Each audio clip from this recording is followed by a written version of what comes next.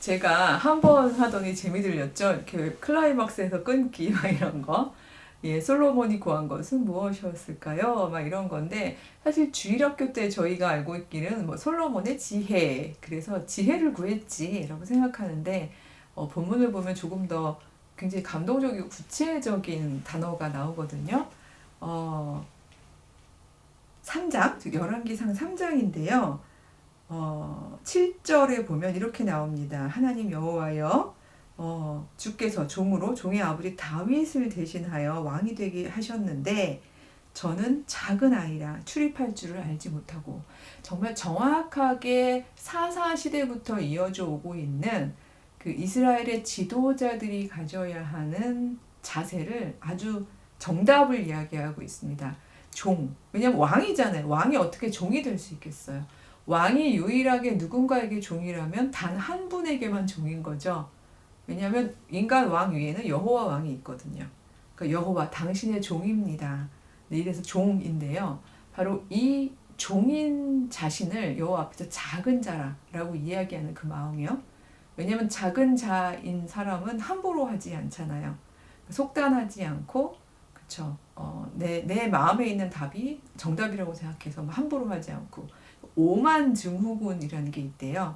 그래서 이렇게 살아가는 사람들 중에서도 한 사회에서 계속해서 판단하고 결정하는 일을 오래오래 했던 사람들은요, 더 이상 다른 사람을 살피지 않는다는 거예요. 왜냐하면 본인의 판단대로 모든 그 공동체가 굴러가니까. 그러다 보면 뇌 안에서도요, 타인을 향한 공감 능력이 현저하게 줄어든다고 합니다. 예. 근데 그렇게 살아가는 삶이 어떤 삶인지를 이스라엘 사람들은 통과해 왔잖아요. 그 바벨론에서도 그랬고, 뭐 여기 이집트에서도 그랬고, 어디서든지 그런 사람들의 그 삶을 알았었기 때문에, 그래서 결국 그 이스라엘이 택한 대안이 되는 공동체는 여호와만 왕이시다. 우리는 다 인간끼리는 평등하고 우리는 종이라는, 그 여호와의 종이라는 면에 있어서는 다 똑같다. 이런 입장인 거잖아요. 이게 되게 독특한 거예요. 언젠가 한번 그려드렸습니다만, 그래서 이스라엘의 군주제는 그 고대 근동의 다른 군주제하고 다르게 하나님이 여호와 왕이 있고, 그쵸? 그의 백성들이 있는데 백성 중에 인간 왕이 있고, 그 다음에 이스라엘 백성이 있는 거라고. 그래서 인간 왕하고 여호와가 한 팀이 아니라, 그쵸?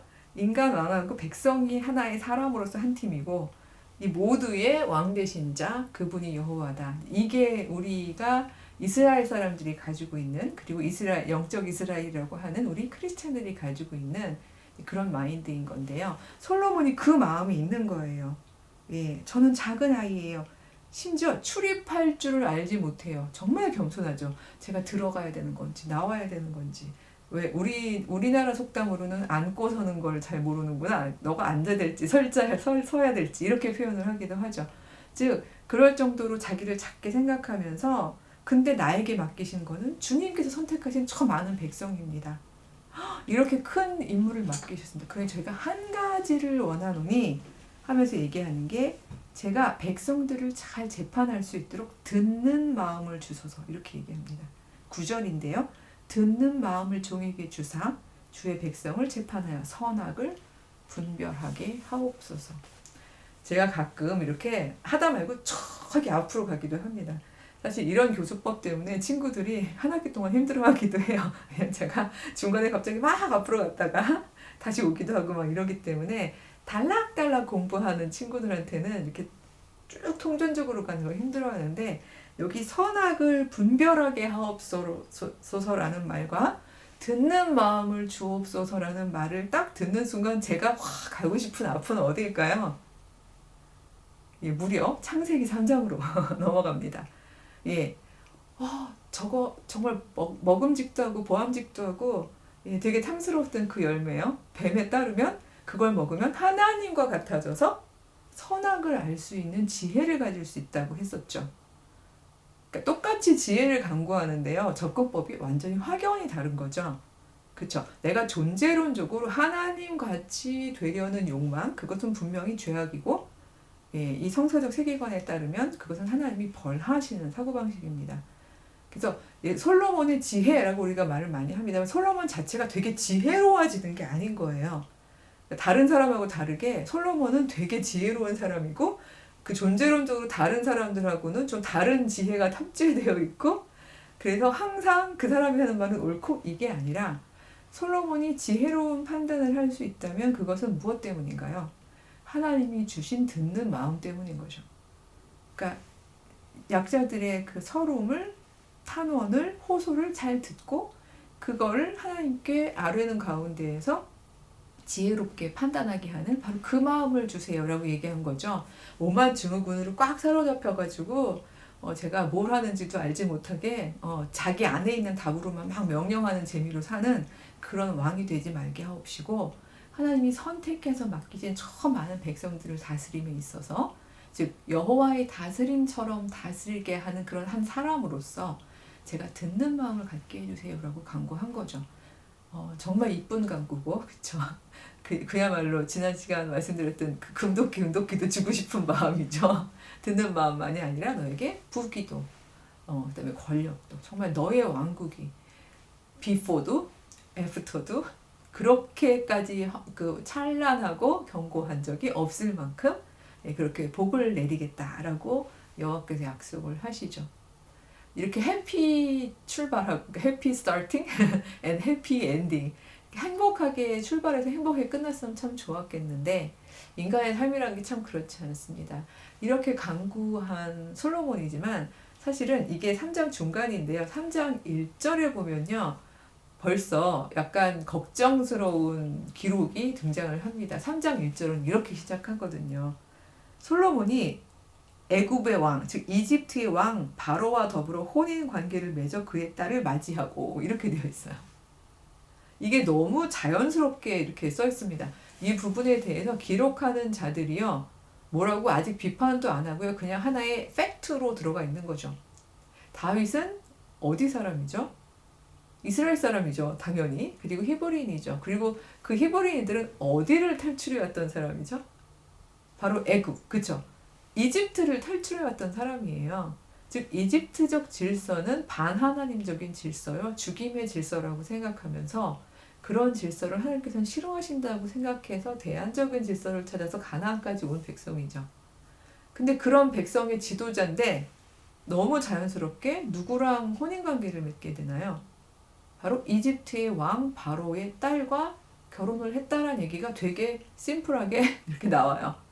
그러고 보면 이 성경을 기록한 저자들이 일종의 그 글쓰기의 어떤 규칙이 있는 것 같습니다. 뭐 사무엘이 늙음에, 그쵸?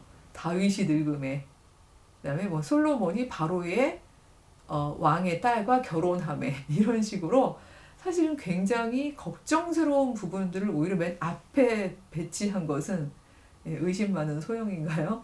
혹시 읽을 수 있는 자는 읽어라 라는 뜻이 아닐까? 라는 생각이 들 만큼 이렇게 걱정스러운 부분들이 항상 앞에 이렇게 배치되어 있습니다. 생각해 보세요. 바로 그 이집트의 공주가 들어와서 산다면 당연히 이집트 공주는 자기의 종교들도 같이 가지고 올 테고 그쵸? 자기가 중요하게 생각하는 거 다 왕궁에다 둘 테고 그리고 차츰차츰 스며들겠죠. 문화들이. 그리고 다윗도 그랬었고 솔로몬도 그랬습니다만 결혼도 많이 하고 또 이방 왕국들하고 혼인을 매개로 한 정치적 전략들을 많이 이제 가졌었잖아요. 그러다 보니까 이렇게 정체성 부분에 있어서 참 힘들어졌을 텐데 그야말로 혼재된 상황인 거죠. 따라서 듣는 마음을 강구한 지혜는 너무 아름다웠지만 바로 이런 혼재 상황이 저는 참 굉장히 걱정스러운 그런 그 모습을 갖게 되는데 아마 옆에서 지난주부터 계속 저 뚱뚱한 저 세 권의 책은 무엇인가 하고 궁금하셨을 분들을 위해서 연구실에서 찍는 관계로 그냥 이거를 제 연구실이요 5층인데 엘리베이터가 없어요. 그래서 이거를 들고서 집에까지 와서 보여드릴 수는 없었는데 마침 연구실에서 찍는 관계로 성 아우구스티누스는 왜 이렇게 많이 썼을까요? 신국론이라고 여긴 번역이 되어 있습니다만 하나님의 도성, 그쵸? 뭐 신의 도성, 신국론 여러 가지 이름으로 이렇게 되어 있습니다. 1권부터 여기 22권까지 정말 하루에 쭉 쓴 것도 아니고 굉장히 오랜 시간에 걸쳐서 로마가 제국으로서의 정치적 로마가 망할 때 영적 그 나라로서의 하나님 나라는 어떻게 견고할 수 있는가를 이제 쭉 변증을 한 책이잖아요. 근데 이 책을 굳이 소개하는 이유는요. 바로 이 하나님의 왕국, 하나님의 도성이라는 개념의 원조 개념은 어디에서 왔겠어요? 그쵸? 이 다윗이 시작했고, 그쵸? 이스라엘 사람들이 대안적으로 우리는 절대로 우르 사람들처럼 안 살 거야. 바벨론 사람들처럼 안 살 거야. 이집트 사람들처럼 안 살 거야. 고대 근동을 그 삥삥 둘러가면서 수직 위계의 삶을 살아가던 그들하고는 다른 방식으로 살 거야. 우리는 왜? 하나님의 왕국이기 때문이야. 다윗의 왕국도 아니고 솔로몬의 왕국도 아니고 사실 우리는 하나님의 왕국이야. 다윗과 솔로몬은 그 하나님의 왕국을 일시적으로 다스리는 인간 왕인 거야. 이것이 사실은 이 사람들이 가지고 있는 일종의 신의 왕국의 비전이었잖아요. 근데 이것이 성공했었더라면 아우구스티누스는 굳이 이렇게 뚱뚱하게 책을 쓸 필요가 없었겠죠. 계속해서 시도하고 도모해보지만 실패하고 시도하고 도모해보지만 실패하고 예, 지금 우리 시절까지도 계속 그걸 반복하고 있는 그런 것 같습니다만 그 이유 중에 하나가 바로 이것 때문이에요. 아우구스티누스도 그 얘기를 했어요. 하나님의 도성이 차라리 아예 영토도 있고요. 경계도 있고요. 똘똘 뭉쳐서 여기는 하나님의 도성 이러면 좋겠는데 세속 왕국 안에 함께 겹쳐져서 공존하고 있다는 것. 이것이 사실은 계속해서 살아가는 우리로 하여금 어떻게 하면 좋지? 어디에 말을 들어야 하지? 무엇을 따라가야 하지? 이런 거를 계속 혼란스럽게 만드는 거죠. 이집트 공주랑 살면서 또 여호와께 듣는 귀는 받았고 차라리 한쪽으로만 아주 악인이거나 아주 선인이면은 나중에 이제 벌은 화끈하게 받더라도 삶 자체는 갈등 상황은 아닐 텐데 그러니까 솔로몬 입장에서 사실은 이런 지점들이 후에 나중에 그가 결과적으로는 여호와 보시기에 옳지 못한 선택들을 하게 되는 일종의 그 원인들이 여기 이미 자락이 깔려 있지 않나 이런 생각을 해보게 됩니다. 그래도 이제 초기의 솔로몬은 하나님 보시기에 예뻤던 거죠. 그리고 그 듣는 지혜를 가지고 했던 우리 유명한 사건이 있잖아요. 제가 너무 늘 부정적인 얘기만 해서 오늘은 이 행복한 이야기로 엔딩을 해보도록 하겠습니다. 그 유명한 솔로몬의 재판이요. 그래서 이게 얼마나 유명하면 요즘엔 안 하나요? 우리나라에도 무슨 그 종교적 프로그램이 아닌데 아주 난해한 법적인 그 분쟁을 해결하는 그런 그 예능 프로라고 해야 되나요? 그 텔레비전 프로그램에도 이 솔로몬의 재판 이 부분이 나오더라고요. 그러니까 그만큼 유명한 정말 지혜로운 재판을 했던 그런 사람으로 알려져 있는데 3장 16절부터 28절까지의 이야기가 아마 우리 대부분 알고 계실 바로 그 한 아기를 가지고 두 엄마가 싸우는 그 이야기이죠. 다 아시기 때문에 제가 막 쭉쭉 읽진 않겠습니다만 일단 맥락을 말씀을 드리면 일반 가정의 엄마들은 아니에요. 그쵸? 여기 보면 창기라고 나오는데요. 따라서 아버지가 누군지 사실 몰랐을 수도 있을 만한 아이들이고 그렇기 때문에 아이를 사랑하지 않는다는 뜻은 아닙니다만 이 아이와 엄마의 관계가 다른 집하고는 좀 특별하게 다를 수 있을 것 같다는 생각이 들어요. 어떤 엄마에게 오히려 더 일반 가정보다 더 애절할 수 있고요. 그쵸? 왜냐면 맨날 이렇게 창기로 살아갈 정도의 여자의 삶이라면 그 삶이 어땠겠어요? 나를 보호해주는 사람들도 없고, 그쵸? 나를 유의미하게 생각해주는 사람이 없는 때에 오롯이 나만의 아기가 있는 거잖아요. 그때 유대관계는 더 각별할 것 같은데 오히려 이렇게 더 일반 가정보다 더 유대관계가 있을 수 있고 또 정말 반대로 나 혼자 먹고 살기도 힘들어 죽겠는데 뭘 이런 그 말 그대로 떨거지가 있어 라고 생각하는 사람도 있을 수 있죠. 그래서 사실은 굉장히 이렇게 극단적일 수 있는 상황인데 여기에 보면은요 어디죠? 밤에 19절이네요. 밤에 한 여자가 아들 위에 누움으로 그의 아들이 죽었다라고 되어 있거든요. 그러니까 여기 사실 아들 위에 누움으로 이렇게 되어 있는데 일부러 누웠는지 자다가 뒤척이다 누웠는지 뭐 이런 거는 묘사가 안 돼 있어요. 그래서 사실은 대부분의 목사님들이 설교하실 때 일부러 죽였다라고는 안 하시죠. 왜냐하면 너무 끔찍하잖아요. 상상하는 것만으로. 저도 사실은 그러고 싶지 않은데 근데 19절을 보면은요. 예, 그냥 저 여자가 그의 아들 위에 누움으로 이렇게 되어 있어요. 그러니까 저는 그런 상상을 저도 엄마로서 하고 싶진 않지만 뭐 일부러 안 그랬을 수도 있죠. 하지만 무심했던 건 사실이겠죠. 그쵸? 예. 근데 또 무심했으면서 그렇게 무심해 자기 아들을 죽여놓고 또 왜 남의 집 아기는 데려다가 자기 아기라고 했을까요? 이 아이를 어차피 예쁘게 기르지도 못했을 텐데. 그러니까 저는 약간 이 두 여자의 관계에 대해서 제가 미드라시적으로 늘 상상을 많이 합니다만 이 두 여자의 관계에 대해서도 좀 생각을 해보게 돼요. 같은 집에 있었고 비슷한 때에 아기를 낳았고 그쵸. 제가 너무 상상력을 많이 가져가고 싶진 않습니다만 뭐 그만 갈게요. 왜냐면 너무 가다 보면 이게 비윤리적으로까지 갈 수 있을 것 같으니까.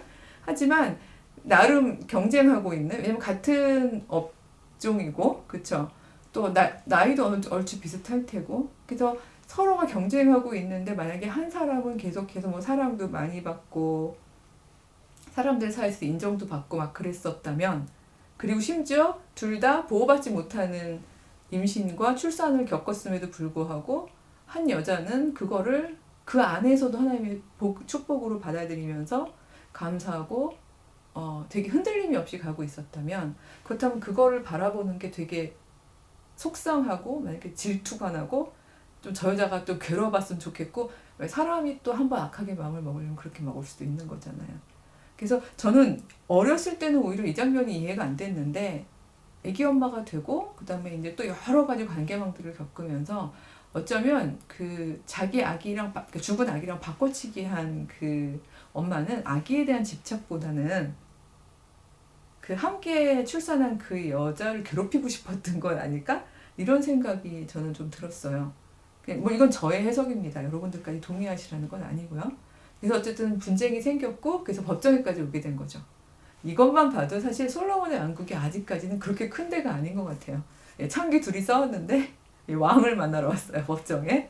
그 정도라면 규모 자체가 그렇게 어마어마하게 큰 것 같진 않아 보이는데 어쨌든 그 얘기를 다 듣더니 아주 쿨하게 얘기하는 거죠. 유명한 얘기죠. 솔로몬이 얘기하는 거요.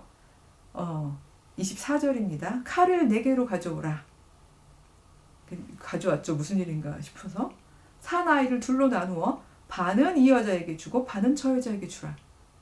예, 뭐 저희가 맨날 들어봤던 굉장히 유명한 부분입니다.